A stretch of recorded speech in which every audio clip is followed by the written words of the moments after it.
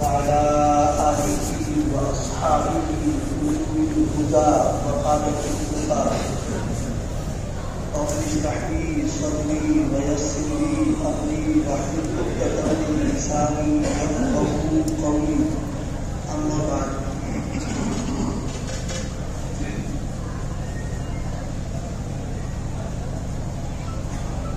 بزرگان محترم، میرے عزیز دوستوں اور ساتھیوں،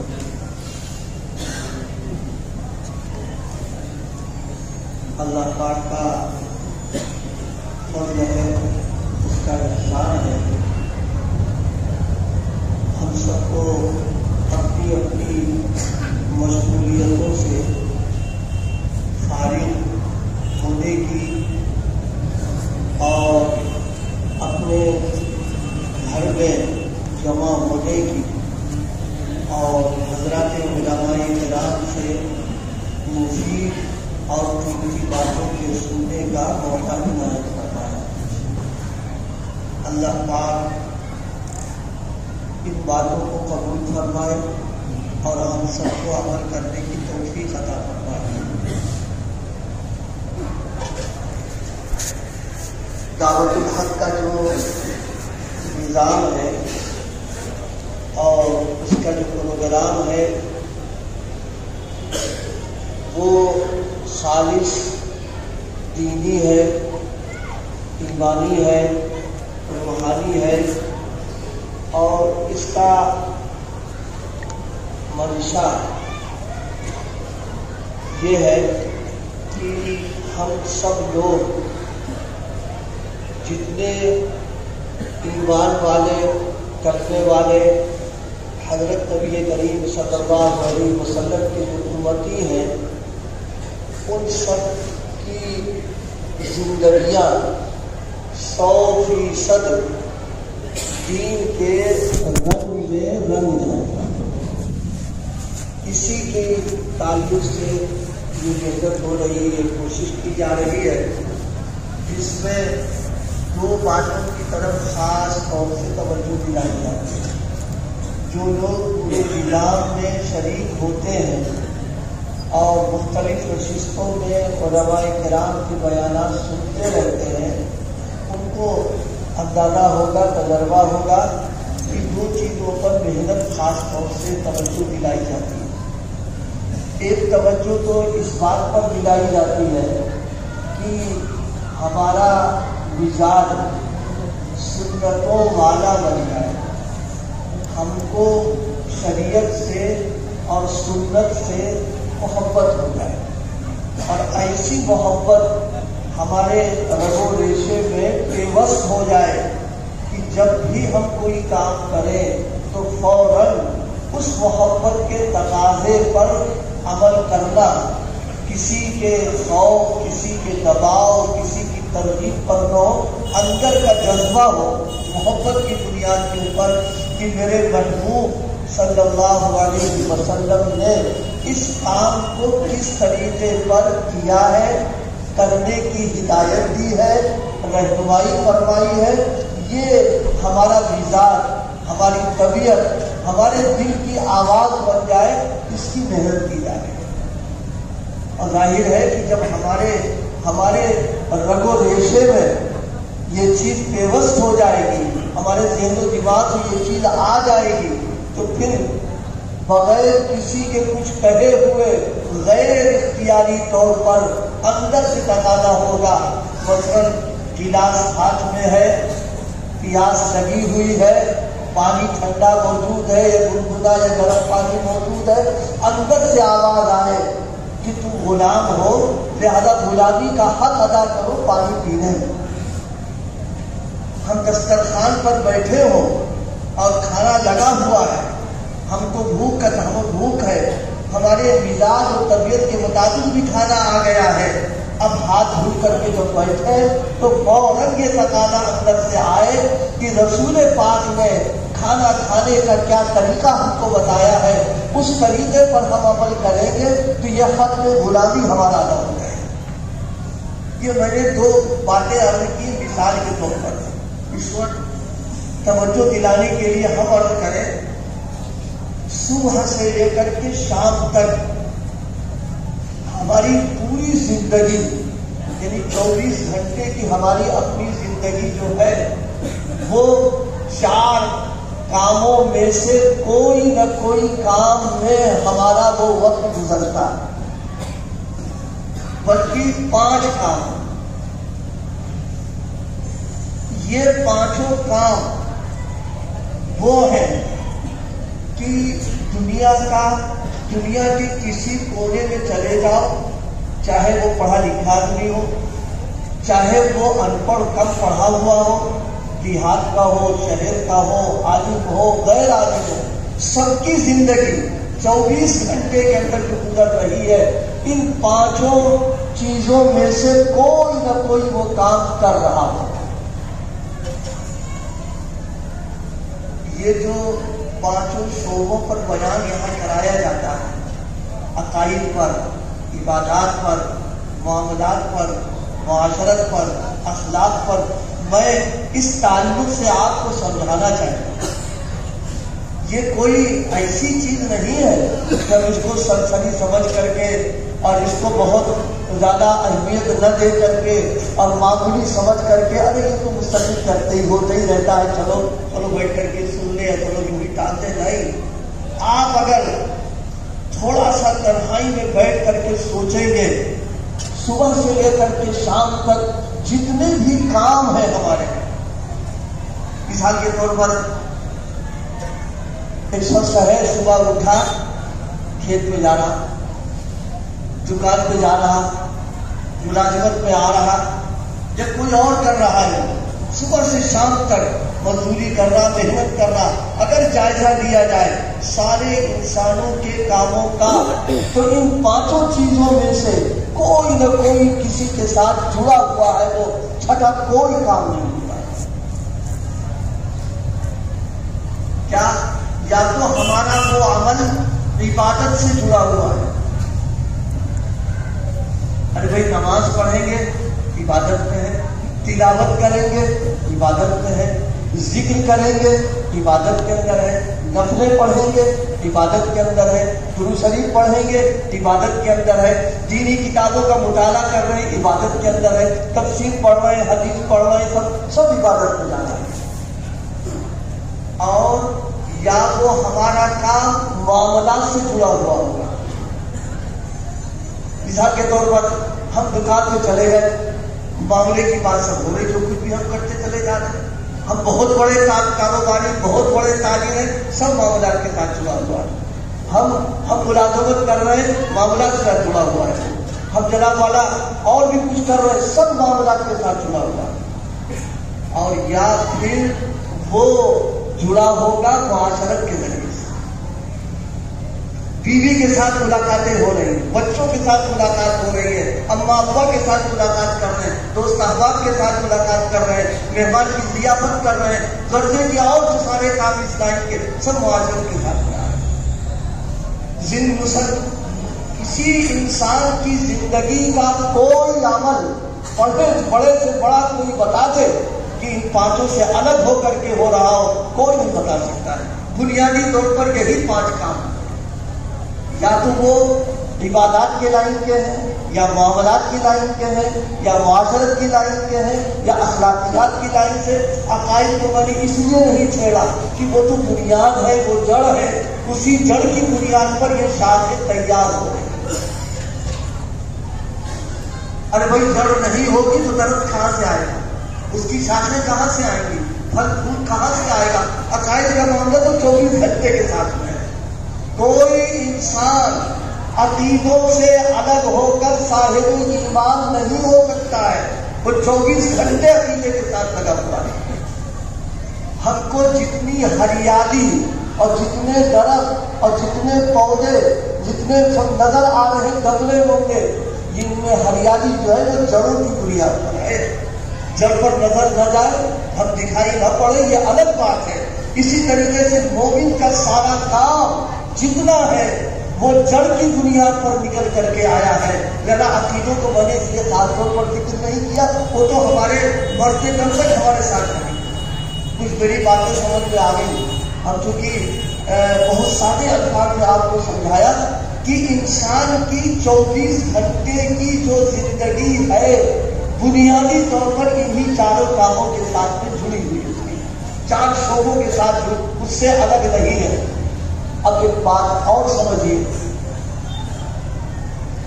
اللہ پاک نے جتنے بھی انبیاء دنیا میں آئے ہیں، جتنے بھی رسول دنیا کے اندر آئے ہیں، اللہ کی قدرت میں تھا فرشتوں کو بھیج دیتا اللہ پاک. اللہ کی قدرت میں تھا اللہ پاک جناتوں میں بھیج دیتا. اللہ پاک کی قدرت میں تھا کوئی اور مخلوق بنا کر کے بھیج دیتا. اللہ نے کسی مخلوق نہیں بنایا، انسان بنا کر کے نبیوں کو بھیجا ہے. کیوں بھیجا؟ اس کو سمجھنے کے لیے میں اس تفصیل کے ساتھ آ رہا ہوں. سمجھیے اس کو. انبیاء کرام جو دنیا میں آئے ہیں ان کی زندگی بھی انہی 5 شعبوں کے ساتھ میں جڑی ہوئی ہے. عقائد کے ساتھ، عبادات کے ساتھ، معاملات کے ساتھ، معاشرت کے ساتھ، اخلاقیات کے ساتھ ہے. نبی کریم صلی اللہ علیہ وسلم کی سیرت مبارکہ، آپ کی حیات طیبہ، احادیث پاک کا جن لوگوں نے مطالعہ کیا انشاءاللہ وہ اس کی تصدیق کریں گے. سارے حدیثوں کا اگر تجزیہ کیا جائے تو بنیادی طور پر یہی 5 باتیں ملیں گی. کچھ ضمنی چیزیں بھی ہیں، میں نے اس کا تذکرہ نہیں کیا. میں نے کہا بنیادی اور اصلی جو چیزیں ہیں وہ یہی 5 چیزیں نکل کر کے آ رہی ہیں. یہ کیوں ہے؟ اللہ پاک نبی کے ماننے والوں کو عملی طور پر نمونہ پیش کرنا چاہتا ہے کہ تم اگر اپنی زندگی کے نظم و حرکت جو عبادات کی لائن اگر کرنا چاہتے ہو تو میں محبوب کی زندگی نمونہ رہے گی تمہارے لیے. معاملات کی لائن کا اگر کام کرنا چاہتے ہو تو پیغمبر کی زندگی تمہارے لیے نمونہ رہے گی. اس نمونے پر تم کو کرنا ہے. تمہاری معاشرت نبی والی ہو، تمہارے اخلاق نبی والے ہو. جب یہ چاروں چیزیں نبی والی ہوں گی تو تمہاری زندگی میں نبی والا رنگ پیدا ہو جائے گا. اسی لیے میں یہ تو نہیں کہوں کہ تفسیر کی بہت بڑی بات بتا رہا ہوں، لیکن بہرحال توجہ دلانے کے لیے حضرت علماء کرام تشریف فرما ان کے سامنے ہمت کر کے یہ کہہ رہا ہوں. بات صحیح تو تائید ہو جائے گی لیکن میری اصلاح ہو جائے گی. قرآن پاک میں جس جگہ نبی کریم صلی اللہ علیہ وسلم کی زندگی کو فرمایا تمہارے لیے میں نے ان کو نمونہ بنایا. لقد کان لکم فی رسول اللہ اسوۃ حسنہ، یہ آیت کریمہ ہے. عام طور پر حضرات علماء کرام مقررین اس کو اپنے پڑھتے رہتے ہیں اور ترجمہ بھی بتاتے ہیں کہ نبی کی زندگی تمہارے لیے نمونہ ہے. اللہ پاک نے اس کے بعد 2 چیزیں ذکر کی ہیں. لمن کان یرجو اللہ والیوم الآخر وذکر اللہ کثیرا. 2 باتیں اللہ نے ذکر فرمائی. ایک تو ذکر کیا قیامت کو اور ایک ذکر فرمایا ہے ذکر کو. یہ 2 چیزیں. قیامت کا تذکرہ کیوں کیا اللہ پاک نے؟ قیامت کا تذکرہ اس لیے کیا ہے کہ آخرت ہمارا ایک عقیدہ ہے. بنیادی عقیدوں میں ایک توحید ہے، ایک رسالت ہے، ایک قیامت ہے. بقیہ جتنے عقیدے وہ بھی عقائد کے اندر آتے ہیں لیکن اصل بنیادی عقیدہ یہ ہے. قیامت کا اور آخرت کا جو عقیدہ ہے اس کا نتیجہ، اس کا فائدہ، اس کا ثمرہ انسان کی زندگی کے اندر کیا پڑے گا اس کو میں ابھی کرنا چاہتا ہوں. جس آدمی کا یہ عقیدہ ہو کہ مرنے کے بعد ہم کو دوبارہ زندہ ہونا ہے اور اللہ کے سامنے ہمارے پوری زندگی کے معاملات اور پوری زندگی کی نقل و حرکت، ہمارے سارے کرتوت اچھے ہوں یا برے ہوں سب وہاں پیش کیے جائیں. جب یہ چیز انسان کے ذہن میں ہوگی، دیکھیے ایک بات عرض کریں آپ سے سمجھانے کے لیے. جس وقت مجرم کوئی جرم کیا ہو اس نے اور اس کا مقدمہ مقدمے کی تاریخ لگی ہو، اس سے کوئی بحث نہیں کہ اس مجرم نے کون سا جرم کیا، اپنے کو بچانے کی کیا تدبیریں کی ہیں۔ قانونی اعتبار سے جو بات ہے وہ میں عرض کرنا چاہتا ہوں، جو جتنا بڑا مجرم ہوتا ہے عدالت میں حاکم کے سامنے کھڑے ہونے سے اندر اس کا دل جو ہوتا ہے گھبراتا رہتا ہے، پریشان ہوتا رہتا ہے کہ ہمارا جرم اس کے سامنے بیان ہوگا، گواہ موجود ہے وہ میری گواہی دے دیں گے تو میرا کیا ہوگا۔ ایک اندر سے کیفیت اس کے اندر پیدا ہو جاتی ہے۔ حالانکہ دنیا کی عدالتوں میں جو کچھ ہوتا ہے وہ ہم سب جانتے ہیں، لیکن میں نے سمجھانے کے لیے عرض کیا۔ اب آپ سوچو، قیامت میں کس کی عدالت میں پیشی ہو رہی؟ احکم الحاکمین کی عدالت میں پیشی ہو رہی۔ کس کے دربار میں ہم جا رہے ہیں؟ جو خود ہماری ایک ایک چیزوں سے واقف ہے، تنہائی میں جو کیا وہ بھی وہ جانتا ہے، اور سامنے جو کیا وہ بھی جانتا ہے، دن کے اجالے میں جو کیا وہ بھی جانتا ہے، رات کی تنہائیوں میں ہوا وہ بھی جانتا ہے، سب اس کے علم کے اندر ہے۔ لیکن ہمارے میرے اللہ، آپ کتنے بڑے عادل ہیں کہ آپ نے فیصلے کی بنیاد اپنے علم پر نہیں رکھی ہے کہ میں جانتا ہوں کہ اگر تمہارے لیے یہ فیصلہ، اللہ پاک نے اندھا دھند کوئی کام نہیں کیا۔ اپنی حکمت سے دنیا کی عدالتوں کے جو قوانین ہیں کہ باقاعدہ ثبوت ہو، باقاعدہ گواہ ہو، جرم ہو جائے گا تب اس کو سزا دی جائے گی۔ قیامت میں تو اس سے بڑا صاف اور شفاف معاملہ ہوگا۔ اس موقع کا اور اس منظر کا آپ بھی تصور کر لے کہ میرے ساتھ یہ معاملہ پیش آنے والا ہے۔ میں مسجد میں بیٹھ کر عرض کر رہا ہوں، قیامت کا عقیدہ جتنا مستحضر ہوگا اور اس کی جتنا استحضار ہوگا، یہ گناہوں سے رکنے کا ذریعہ بنے گا، گناہوں سے رکنے کا ذریعہ بنے گا۔ اور آدمی یہ سوچے گا کہ کل قیامت کے دن اللہ پاک نے اگر ہم سے یہ پوچھ لیا کہ میں نے تم کو زندگی دی تھی اور زندگی کے گزارنے کی ضروریات کے پورا ہونے کے ہم نے سارے انتظامات، سارے اسباب، سارے وسائل تم کو دیے ہیں، تم نے اس زندگی کا کیا کیا ہے؟ یہ کون پوچھ رہا ہے؟ زندگی دینے والا۔ یہ وہ پوچھ رہا ہے جو ساری ایک ایک چیزوں سے واقف ہو رہا ہے۔ آپ یقین مانو، جب یہ کیفیت انسان کے اندر اس دنیا کے اندر پیدا ہو جائے گی تو کیا اس کو یہ خیال نہیں آئے گا کہ کم سے کم زندگی ہماری شوارت ہو جائے، زندگی کا صحیح استعمال ہو جائے۔ اور اس استعمال کرنے کے لیے اوپر بیان کر دیا کہ محمد رسول اللہ کی زندگی تمہارے لیے نمونہ ہے۔ اس لیے اللہ پاک نے اس عقیدوں کو یہاں پر ذکر فرمایا۔ اور دوسری چیز کیا فرمائی؟ میرا ذکر کرو، میرا ذکر کرو۔ اس کی حکمت ہے، جب آدمی اللہ کا ذکر کرتا ہے، ذکر کرتے کرتے ایک وقت آ جاتا ہے کہ ذکر رگو ریشے میں رچ جاتا ہے، بس جاتا ہے۔ اور یاد رکھیے، محبت جتنی بڑھے گی اتنا محبوب کو راضی کرنے کا، محبوب کو خوش کرنے کا اور محبوب کے دل جیت لینے کا انسان کو فکر پیدا ہو جاتی ہے۔ دنیا کی مردار محبت، سڑی گلی محبت اگر کسی سے پیدا ہو جائے تو اس محبوب کو راضی کرنے کی جاتی سب کچھ لٹا دیتا ہے، اور اللہ کی محبت میں کیوں نہیں لٹا دے گا آدمی اس کے اندر؟ تو فرمایا میرا جب ذکر کرو گے اس محبت کا تقاضا یہ ہوگا کہ محبوب کی زندگی محبوب کی مرضی پر گزارنا ہے، تو محبوب ہے محمد رسول اللہ، جب زندگی ان کے مطابق گزارو گے تو تم شوارت ہو جاؤ گے۔ اس لیے فرمایا گیا یہ دو چیزوں کا اہتمام، عقیدوں کا استحضار اور اللہ کا ذکر، یہ رسول پاک کی اتباع پر انسان کو آمادہ کر دیتا ہے۔ میں نے کیا عرض کیا تھا؟ میں نے عرض کیا تھا کہ ہماری زندگی کی یہ 5 چیزیں، نمونہ کیا ہے؟ آقا نمونہ ہے۔ رسول پاک صرف عبادت کرنے والے نہیں تھے۔ اگر آپ نے ایک طرف عبادت کا نمونہ ہمارے سامنے پیش کیا ہے تو دوسری طرف معاملات کا بھی نمونہ آپ نے پیش کیا ہے، معاشرت کا بھی نمونہ آپ نے پیش کیا، اخلاقیات کا بھی نمونہ پیش کیا۔ وہ اسی لیے پیش کیا ہے کہ میرا ایک ایک امتی میری زندگی کو سامنے رکھ کر کے اس سانچے میں اپنے آپ کو ڈھال دے، اس کی فکر کرے، اس کی کوشش کرے۔ اسی بنیاد پر 5 شعبوں پر بیانات کرائے جاتے ہیں۔ میری بات کو سمجھ میں آ گئی؟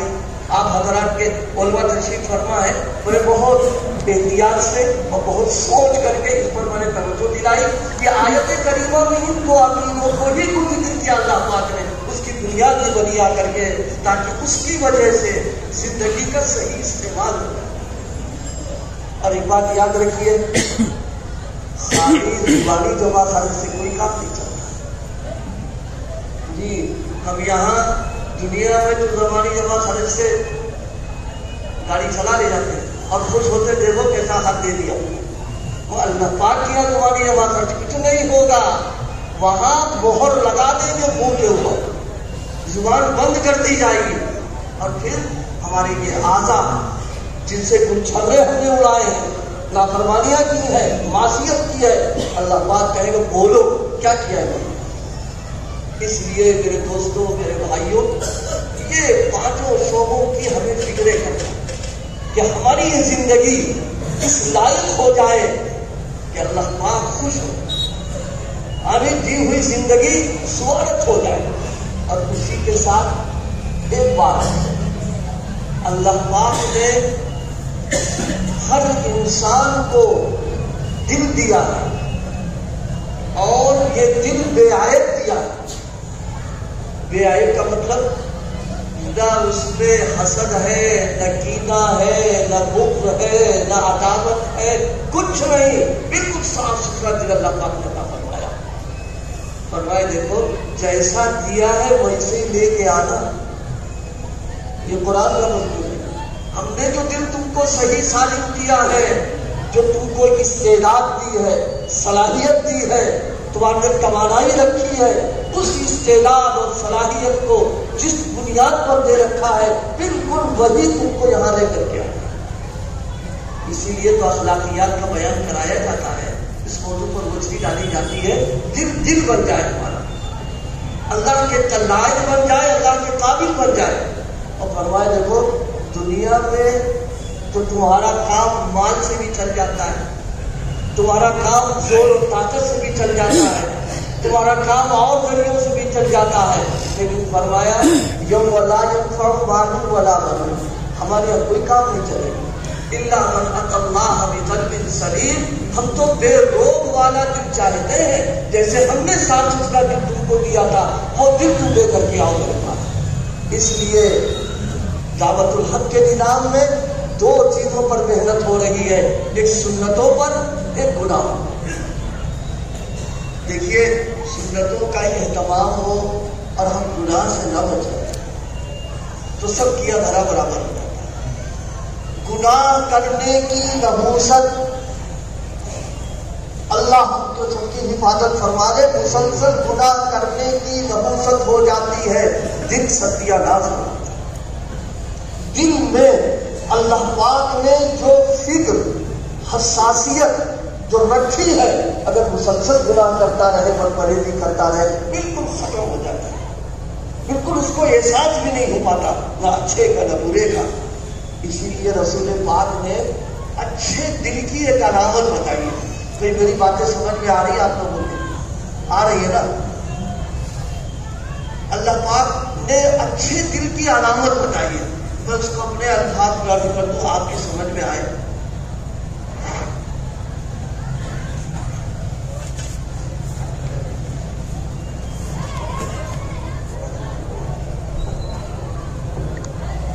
پوچھے کہ بھائی یہ سونگتے ہیں نا ناک سے، عربی زبان میں اسے کہتے ہیں قوت شامہ، سونگنے کی طاقت۔ آپ بتاؤ سونگنے کی طاقت ہے کہ نہیں ہے؟ اس کی کسوٹی کیا ہے، اس کا پیمانہ کیا ہے؟ تو ظاہر ہے اگر خوشبو اور بدبو کا احساس ہو رہا ہے اس کا مطلب ٹھیک ہے، اور مان لو خوشبو اور سب برابر ہمارے لیے ہو رہی ہے تو شامہ خراب ہوتی ہے۔ یا زبان میں اللہ پاک نے چکھنے کی طاقت رکھی ہے، کھٹا، میٹھا، کڑوا، نمکین، تو اب کسی آدمی کی یہ طاقت صحیح کام کر رہی کہ نہیں کر رہی ہے تو ظاہر ہے وہ چکھنے کے بعد اگر محسوس ہو کہ بھائی میٹھی چیز ہے، کڑوی چیز ہے، اس کا مطلب ٹھیک ہے وہ، لیکن وہ نہ میٹھے کا پتہ چل رہا نہ کڑوے کا پتہ چل رہا تو کہیں گے گڑبڑ ہو رہا ہے وہ۔ اسی طرح دل کے सलीम होने की, सही होने की अलामत क्या है? नेकियां और ताअत करने के बाद दिल खुश हो जाए, मसरत की कैफियत पैदा हो जाए और दिल के अंदर सुरूर पैदा हो जाए, और गुनाह करने के बाद बुझ जाए, टूट जाए, अंदर से तबीयत में ये हो, हाय मेरे अल्लाह की नाफरमानी मुझसे हो गई है। फरमाया ये अलामत है ईमान की, ये अलामत है कल्ब के सही होने की। लेकिन न गुनाह है न ताअत है, सब बराबर जा रहा है, चिकना गला बना हुआ है। फरमाया ये अलामत है कि दिल उसका बीमार हो चुका है। इसलिए हमें और आपको मेहनत करना है, इरादे करना है कि जिंदगी के पांचों शोबों में रंग किसका चढ़ना है? रसूल पाक।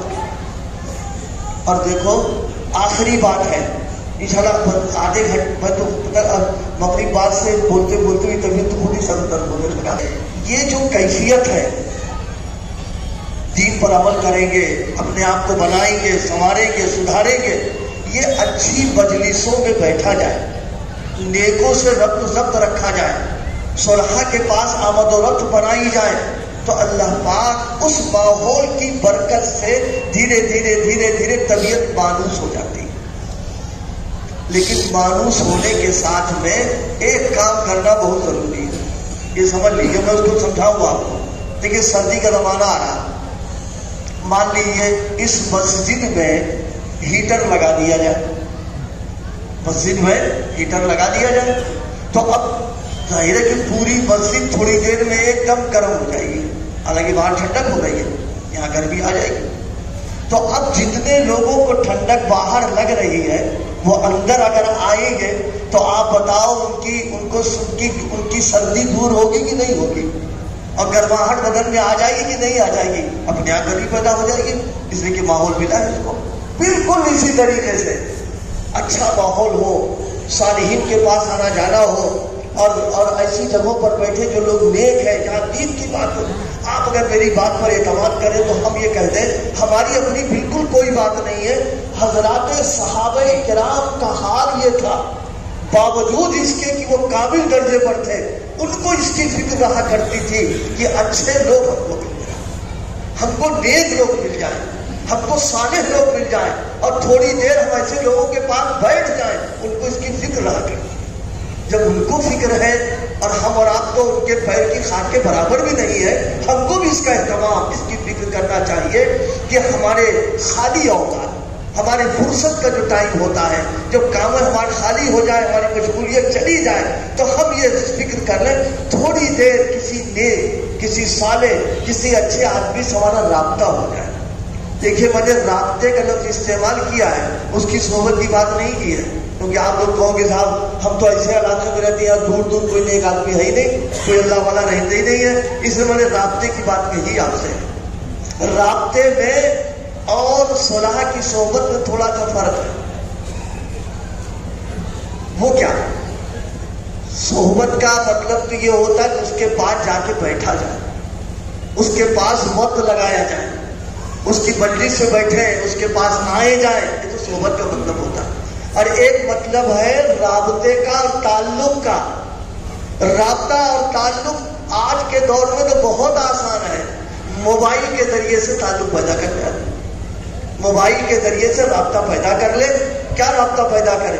बस कोई दीन की बात पूछ ले, अपनी कोई दीनी परेशानी, दुनियावी उलझने, उनसे रहनुमाई हासिल कर ले। ये राब्ता जो है ये भी इंशाअल्लाह जिंदगी को बदलने के लिए तजर्बे की बात है कि राब्ता जिंदगी बदल जाती है। हमारे बड़ों के यहाँ बाजे लोग वो थे जो बहुत दूर रहते थे, और उनके लिए खिदमत में आना, मजलिस में बैठना, खानकाह में हाजिरी देना बहुत मुश्किल होता था। तो अब उसका तरीका यह कि वो खत लिखते थे, खत लिखा और लेटर बॉक्स में डाल दिया। उसको जमाने में ये आसानी थी और कोई शक्ल नहीं थी वहां पर। उन लोगों का बयान है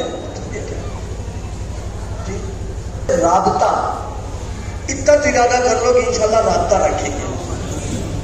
तजर्बे की बात अगर कर रहा हूं, खत लिखा और लिखने के बाद उसको लेटर बॉक्स में डाल दिया। ان لوگوں کا بیان ہے کہ ابھی خط پہنچا نہیں ہے، صرف لیٹر بس میں ڈالا اور ہماری حالت تبدیل ہونا شروع ہو گئی۔ یہ بات ابھی سمجھ میں نہیں آ رہی ہوگی، سمجھ میں جب آئے گی جب تجربے میں ہم آئیں گے۔ اس میں بات سمجھ میں آ گئی نا؟ دیکھو جب کسی سے محبت ہوتی ہے نا اور اس سے ملنے کا ٹائم ہوتا ہے، جب وہ ٹائمنگ ہو جاتی ہے تو آپ بتاؤ اپنے آپ تبدیلی پیدا شروع ہوتی کہ محبوب سے رابطے کا وقت آ رہا ہے۔ یہ ہوتا نہیں ہوتا ہے۔ جن کو محبت کی دنیا سے سابقہ پڑا ہے وہ میری تائید کریں گے، وہ انتظار کرتے ہیں گھڑی کب آئے کب ہماری ملاقات ہو جائے ان سے۔ رابطے کا وقت آیا، کیفیت تبدیل ہونا شروع ہو گئی۔ ہمارے بڑوں نے لکھا ہے جو حضرت حکیم الامت سے تعلق رکھنے والے تھے کہ ہم اپنی بیماری لکھ کر کے خط کے ذریعے سے ڈالتے، ابھی حضرت کے پاس پہنچا نہیں ہے، ڈالنے کے ساتھ ہی اللہ پاک اس کا فضل ہو جاتا اور بیماری کے اندر جو اصلاح کی شکلیں دھیرے دھیرے دھیرے پیدا ہو جاتی ہیں۔ آپ صرف اتنے ارادے کر لو کہ انشاءاللہ موبائل سے رابطہ رکھیں گے انشاءاللہ، جس سے مناسبت ہو۔ اس کے کہنے کا مطلب نہیں کہ آپ سب مجھ سے جڑ جائیے، ہرگز نہیں۔ اس ذہن کے نہ ہم ہیں نہ ہمارے بزرگوں نے اس کی تعلیم دی ہے، ہمارا تو کام ہے توجہ دلا دینا۔ جس سے جس کو مناسبت ہو اس سے رابطہ کرے۔ اور دیکھ لی آج میں عرض کر رہا ہوں، آج کے دور میں دین کی اور ایمان کی بقا اور حفاظت اور دیندار بننے کا سب سے آسان اور مجرد طریقہ کسی اللہ والے سے اپنے آپ کو جوڑ کر کے رکھنا ہے۔ بے دینی اور بددینی کا سیلاب آ رہا ہے، اس سیلاب میں وہی شخص رک پائے گا جس کے اندر دینی استقامت اور پختگی پیدا ہوگی۔ پختگی یا صاحب نسبت کو ملتی ہے یا اس سے جو جڑا ہوتا ہے اس کو مل جاتی ہے۔ دیکھو ستون ہوتے ہیں، پلر کھڑے کیے جاتے ہیں جس میں باقاعدہ لوہے کی سریا ڈال کر کے یا گٹی ڈال کر کے اس کو مضبوط بنا دیا جاتا ہے تو اپنی جگہ رکی رہتی ہے۔ وہ اسی کے ساتھ جو رسی اس میں باندھ دی جاتی ہے اور اس میں جو بندھا ہوا ہے وہ بھی جمع رہتا، اس کے اوپر کوئی اثر نہیں آتا ہے۔ اللہ پاک اپنے لوگوں کو دین کی ایسی استقامت دیتے کہ پہاڑ ہوتے ہیں وہ لہذا ان سے جڑے رہیں گے، اس کی برکت سے اللہ پاک دین کی استقامت، استقلال، دین میں ترقی اور دین کا رد اللہ نصیب فرما دے گا۔ بغیر اس کے بس سے چلی کا خواب ہے، میری تمنا کرتے رہیں گے، خواہش کرتے رہیں گے۔ ایک نظر ان کی لگ جائے، ایک مجلس ان کی مل جائے، ان کی توجہ ذرا سی ہو جائے، بس اللہ پاک کام بنا دیتا ہے۔ لیکن توجہ اور نظر کے لیے کچھ پاپڑ بھیجنا پڑے گا۔ بہت سے لوگ آتے ہیں ملنے کے لیے، کہتے ہیں توجہ ڈال دیے، تو کبھی کبھی اسے ہم کہہ دیتے ہیں دیکھو اماں جو ہے بیٹے پر کتنی توجہ دیتی نہیں دیتی ہے، لیکن دودھ پلانے کا خیال جب آتا ہے جب بیٹے کی طرف سے طلب ہوتی ہے، جب وہ روتا ہے تب اماں اس کو چھاتی پہ لگاتی ہے، اور اگر نہ روئے کچھ نہیں، لیٹا رہے گا، نہ کوئی نظام چلے گا، سسٹم چلے گا۔ توجہ جب ہوگی جب طلب پائی جائے گی۔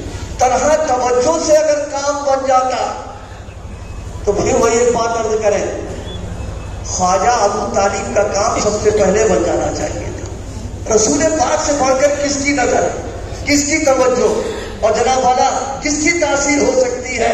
دعائیں بھی کی ہیں لیکن طلب نہیں تھی، زیادہ جیسے پہلے معلوم رہے بعد میں معلوم ہو گئے۔ اس لیے میرے دوستوں، میرے بھائیوں، بہت مختصر طور پر عرض کیا، اللہ پاک ہم کو کچھ اپنے آپ کو سدھارنے کی توفیق دے۔ ایک واقعہ مجھے یاد آ رہا، بہت بڑے تقریباً 400-500 صدی ہو چکا ہوگا، مولانا جلال الدین رومی رحمت اللہ تعالیٰ علیہ، بہت بڑے عالم بھی گزرے، بہت بڑے صاحب نسبت بھی گزرے ہیں، اور اللہ پاک نے ایسا کام لیا، ایک ایسی کتاب لکھوا دی ہے کہ صدیوں اس کتاب کا باقاعدہ درس ہوتا تھا، سبق ہوتا تھا، جیسے ہمارے یہاں حدیث کا سبق ہوتا ہے، اس کا سبق ہوتا تھا۔ اور اس کتاب کو جنہوں نے پڑھا سمجھا، اللہ پاک نے 2 نعمتیں نصیب فرما دی ان کو۔ ایک زہد فی دنیا، یعنی دنیا سے بے رغبتی پیدا ہو گئی، اور دوسرے اللہ کی طرف توجہ اور اللہ کی محبت پیدا ہو گئی۔ اس کتاب کی تاثیر ہوئی۔ مولانا جلال الدین رومی رحمت اللہ تعالیٰ علیہ اپنے وقت کے بڑے عالم تھے، اس زمانے میں جو علماء بڑے ہوتے تھے تو ان کا معاشرہ الگ تھا اور ان کا انداز الگ تھا. وہ انداز یہ ہوتا تھا کہ جب وہ نکلتے تھے تو اکیلے نہیں، ایک قافلہ ان کے ساتھ ہوتا تھا اور اس قافلے میں ان کی کتابیں بھی ہوتی تھی سواری کے اوپر. جو جتنا بڑا عالم اس کے ساتھ اتنا بڑا قافلہ اور اتنی ساری کتابیں ہوتی تھی. اس کا مطلب یہ ہوتا تھا کسی کو کچھ پوچھنا ہو، کوئی مسئلہ معلوم کرنا ہو، کچھ استفادہ کرنا ہو تو کر لے، تلاش کرنے کی ضرورت ہی نہیں، قافلہ نکلنا معلوم کر لے. تو مولانا جلال الدین رومی رحمۃ اللہ علیہ کا قافلہ گزر رہا تھا. اس زمانے کے ایک بہت بڑے عارف باللہ صاحب نسبت کہ جن کے لیے اللہ پاک نے مقدر فرما دیا تھا کہ ان کی جوتیوں میں جلال الدین رومی آ کے پڑیں گے اور ان کی اصلاح ہوگی، یعنی حضرت شمس الدین تبریزی رحمۃ اللہ تعالیٰ علیہ. بہت بڑے اللہ کے ولی تھے. ایک دن بیٹھے ہوئے غالباً بازار پہ کہیں بیٹھے ہوں گے، ایک شور ہو رہا تھا کہ مولانا رومی کا جلوس نکل رہا ہے، وہ آ رہے ہیں. تو حضرت نے پوچھا بھائی یہ شور کاہے کا ہو رہا؟ تو لوگوں نے کہا کہ جلال الدین رومی نکل رہے ہیں. تو ظاہر ہے بالکل سادہ زندگی اپنے آپ کو چھپا کے رکھا تھا، ظاہر بھی نہیں کر رہے تھے. تو بچوں کی طریقے سے کہنے لگے آج ہم بھی دیکھیں گے مولانا جلال الدین رومی کا جلوس کیسا ہوتا ہے. حالانکہ عمر کافی ہو چکی تھی، وہی رہتے سہتے بھی تھے وہ، لیکن بالکل سادہ نہ ہو کر کے آج ہم بھی دیکھیں گے کہ مولانا کا جلوس کیسا جا رہا ہے. اچھا جب جلوس نکلتا ہے تو بچے سب کھڑے ہو جاتے ہیں. تو جب جلوس قریب آیا لوگوں نے کہا کہ حضرت جلوس نکلتا، مولانا کھڑے ہو گئے اور آ کر کے بیچ راستے پر کھڑے ہو گئے. کھڑے ہونے کے بعد ظاہر ہے ایک آدمی کھڑا ہوا ہے تو جلوس آگے کیسے بڑھے گا. جو شروع کیا وہیں پر. تو رکنے کے بعد حضرت شمس الدین تبریزی نے مولانا جلال الدین رومی کو مخاطب کر کے ایک سوال کیا اور سوال کوئی زیادہ اہم نہیں تھا، لیکن اللہ پاک کسی کو کچھ دینا چاہتا تو بہانہ بنا دیتا ہے، کچھ نہ کچھ ہو ہی جاتا اس کے لیے. پوچھا، کہا ایک بات پوچھنا ہے. تو اس زمانے کا طریقہ تو لوگ پوچھا ہی کرتے تھے. کہا کہ ہاں پوچھئے کیا پوچھنا. تو سوال یہ کیا کہ دو چیزیں ہیں، ایک ہے نبوت اور ایک ہے ولایت. ایک نبی ہونا، ایک ولی ہونا. نبی ہونا یہ کسی انسان کے اختیار میں نہیں ہے، یہ خالص اللہ کا انتخاب ہوتا، اللہ پاک اس کو عطا کرتا ہے. تو یہ نبوت غیر اختیاری چیز ہے اور ولایت اختیاری چیز ہے، کسبی چیز ہے. آدمی تقویٰ، طہارت، ذکر، گناہوں سے بچنا، سنتوں پر عمل کرنا، یہ سب چیزیں کرے اللہ کا فرما دیتا اس کو. تو ولایت اور نبوت دو چیزیں تھی. تو پوچھا مولانا یہ بتائیے کہ نبوت اور ولایت دونوں میں کیا فرق ہے؟ ولایت کا درجہ نبوت سے بڑھا ہے گھٹا ہوا فرق ہے. تو مولانا کے چہرے پر تھوڑی سی ناگواری سی ہوئی اور تھوڑا پریشانی پر بند پڑ گئے. اتنا معمولی سوال اور اس سے بڑے عالم سے پوچھ رہے، یہ تو بہت آسان سوال ہے، یہ تو ایک عام امتی بتا دے گا. اور وہ اس بنیاد پر کہ ولایت جو ہے بغیر رسول پاک کی نبوت پر ایمان لائے ہوئے اور بغیر رسول پاک کی اتباع کیے ہوئے ولایت مل ہی نہیں سکتی. تو جب ولایت نبوت کی بنیاد پر مل رہی ہے تو ولایت کا درجہ تو اپنے آپ ہی کم ہو. لیکن پوچھ لیا سوال انہوں نے کہ ولایت کا درجہ بڑھا ہوا ہے نبوت کا، تو مولانا نے سر جواب دے دیا. اس کے بعد ایک سوال انہوں نے اور کیا، وہ علمی سوال. میں اس کو بالکل یہاں تذکرہ نہیں کروں گا، قصدن نہیں کروں گا، کیونکہ مجمع میں طبقہ وہ بیٹھا ہوا ہے جو علمی اصطلاحات سے واقف نہیں ہے اور اس کی سطح سے اوپر کی بات ہے، وہ شکوک کی شبہات پیدا ہو جائیں گے اس کو میں ذکر نہیں کروں گا. لیکن مولانا نے دوسرا سوال کر لیا. واقعی وہ علمی سوال تھا. وہ مولانا کے لیے ایک گویا جسے کہتے بدن میں جھرجھری آ گئی اور ان کو محسوس ہوا کہ بڑے میاں کچھ لیے بیٹھے ہیں، ان کے پاس آئے، یہ کوئی ایسے ویسے آدمی نہیں کہ سرسری طور پر ان کو ٹال دیا گیا. انہوں نے اس کا بھی جواب تسلی بخش دے دیا.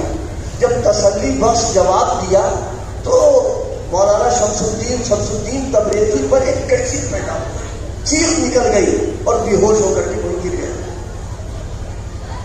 مولانا رومی سب چیزوں کے قائل بھی نہیں تھے، نہ وہ جانتے تھے یہ ہوتا ہے سب کیا ہے۔ قافلہ آگے نکل گیا، ان کو اٹھا کر کے لوگ لے گئے، گھر پہ چھوڑ دیا۔ تھوڑی دیر کے بعد ہوش آیا تو معلوم کیا تبریزی نے، حضرت شمس الدین تبریزی نے، کہ وہ مولانا رومی کہاں ملیں گے۔ دیکھیے اللہ پاک دینا چاہتا تو جو بہانے بن جاتے اس کے۔ تو لوگوں نے کہا دارالمطالعہ، یعنی یہاں وہ کتاب دیکھتے ہیں، وہ فلاں جگہ ہے، تشریف لے گئے۔ جب گئے تو کتابوں کا ڈھیر ایک طرف پہ رکھا ہوا ہے اور مولانا مشغول ہے کتابوں مطالعہ کرتا ہے۔ سامنے حوض ہے، حوض کے کنارے مطالعہ کر رہا ہے۔ یہ مجذوب قسم کے آدمی کے پہنچ گئے۔ مولانا رومی تھوڑا سا گھبرائے کہ ابھی تک مسئلہ کھڑا کر چکے تھے، کسی سے نپٹ گیا، یہ پھر آگے یہاں ہمارے پاس آگے بیٹھ گئے۔ اب پوچھنے لگے یہ کون سی کتاب ہے، بتائے یہ فلاں کتاب ہے، فلاں فن کی ہے۔ اٹھایا اس کو حوض پہ ڈال دیا۔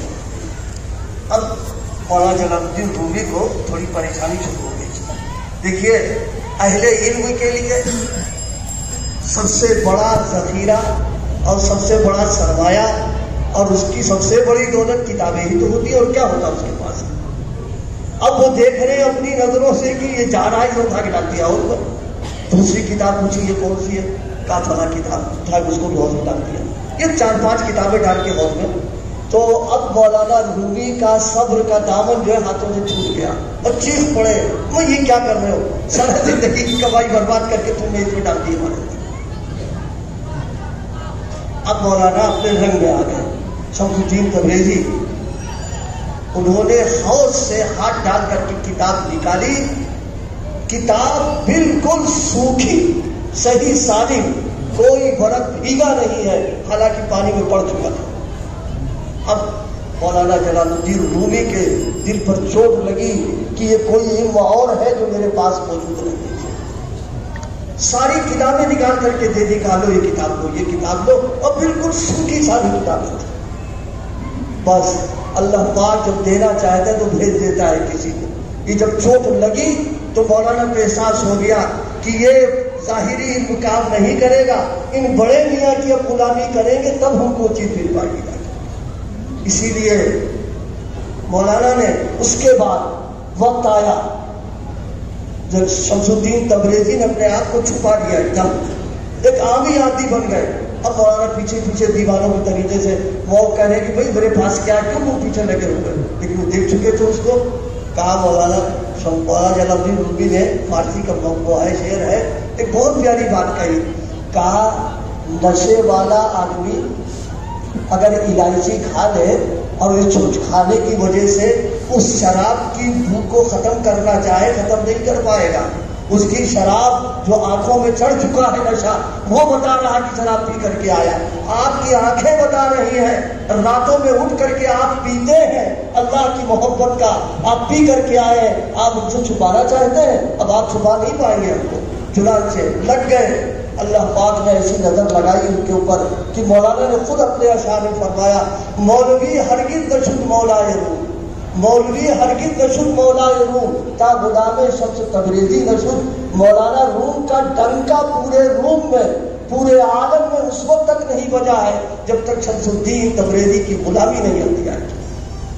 میرے دوستوں، میرے بھائیوں، بہت باتیں تو بہت ساری ہیں، یہ چند باتیں سب میرے ذہن میں آ گئی، یہ آپ کی برکت سردار کی۔ میں تو بالکل خالی ذہن ہو کے آیا تھا، اپنے اللہ سے دعا کی تھی کہ اللہ کوئی بات مفید ہو تو میرے لیے کہلوا دیجیے آپ، اور میں سمجھ رہا ہوں کہ شاید میری بات سمجھ میں آپ حضرات کی آ گئی ہوگی۔ اب ارادے کر لو کہ انشاءاللہ اپنے کو بدلنا اور اس زندگی میں کس کا رنگ لانا ہے، رسول پاک کا رنگ لانا ہے، اور کسی کو نہیں لانا ہے۔ اگر کسی اور رنگ چڑھا دیا تو قیامت کے دن جواب دینا پڑے۔ اللہ پوچھے گا زندگی میں نے دی، زندگی کو میں نے بنایا، زندگی میں نے پیدا کی، اور تم نے رنگ بھوسا چڑھا دیا۔ ہم آپ سے پوچھیں، بات بتائیے آپ، موٹی سی مسجد کی وہ کرنا ہے، اس پر رنگ چڑھانا ہے۔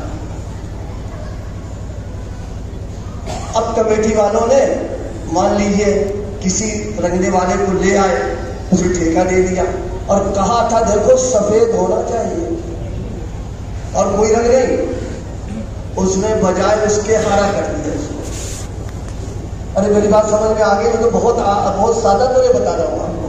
اگر اس نے ہرا رنگ چڑھا دیا تو آپ بتاؤ مزدوری دو گے یا کچھ اور کرو گے؟ ارے پھر تو بولے یار قبرستان بنا رہے ایک دم بالکل خاموش بیٹھے ہوئے، جی نہیں، اس کی خیریت نہیں، اس کی خیریت نہیں ہے کہ ارے مسجد کا متولی، مسجد کی کمیٹی، وہ مالک ہے، وہ ذمہ دار ہے، انہیں جو بتایا تم نے وہ رنگ کیوں نہیں چڑھایا؟ ایک ذرا سا رنگ، حالانکہ یہ رنگ کھلک بھی سکتے ہیں، اسے دھل بھی سکتے ہیں، اس کو صاف بھی کر سکتے ہیں، لیکن کمیٹی ہے کہ آپ یہ جو باہر ہو رہی ہے کہ تم نے میری مرضی کے خلاف رنگ چڑھا دیا۔ اس سے کہیں زیادہ زندگی پر اللہ کو اختیار و ملکیت ہے۔ اگر ہم نے اس زندگی میں دوسرے کا رنگ چڑھا دیا ہے تو قیامت کے دن درگت بنے گی۔ اللہ ہم سب کی عبادت کروا ہے، یہ اسی کی محنت کی جا رہی ہے اور کچھ نہیں کرنا ہے کہ ہم سب رسول پاک کے رنگ میں اپنے آپ کو رنگنے کی فکر کریں، کوشش کریں۔ دیکھیے رنگ چڑھنا اور رنگ کا جم جانا یہ ہمارے اختیار میں نہیں، یہ تو ان کے اختیار میں ہے۔ ہمارا کام ہے محنت کرنا، کوشش کرنا اور اللہ سے مانگتے رہنا کہ اللہ میرے بس کا تھا اتنا ہم نے کر دیا ہے، اب آپ چڑھا دیجئے، مضبوطی پیدا کر دیجئے، آپ کے اختیار میں۔ حضرت مجذوب کا شعر ہے نا، تیرے محبوب کی یارب شباہت لے کے آیا ہوں، تیرے محبوب کی یارب شباہت لے کے آیا ہوں، حقیقت تو اسے کر دے صورت لے کے آیا ہوں۔ کہ اللہ میرا جتنا کام تھا اتنا میں نے کر لیا، اللہ میری گزارشات کو قبول فرما لے، عمل کرنے کی توفیق عطا